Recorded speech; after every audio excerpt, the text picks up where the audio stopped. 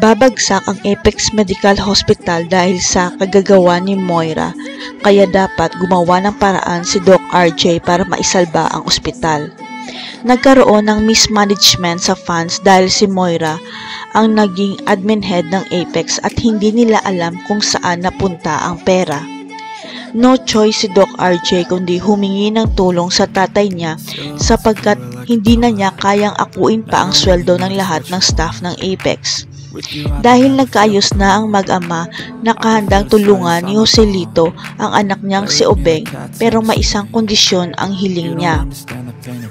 Magkakaroon ng board meeting ang Apex at malalaman ng lahat na may anomalya sa opisina ni Moira kaya papatalsikin siya sa pwesto. Hindi inaasahan ni Moira ang susunod na mangyayari dahil biglang ipinakilala ng board director sa lahat ang bagong may-ari ng Apex. Laking gulat ni Moira nang pumasok si Joselito sa kwarto dahil siya pala ang bagong may-ari ng ospital matapos bilhin ang malaking stocks. Si Lolo Joselito na ngayon ang may pinakamalaking share sa Apex, kaya mawawala na ng karapatan si Moira sa ospital ng kanyang ama.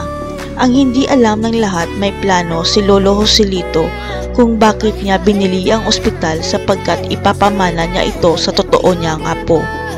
Matagal nang alam ni Lolo Joselito na si Annalyn lang ang kanyang totoong apo at hindi si Zoe, kaya hindi mabuti ang trato niya sa isa.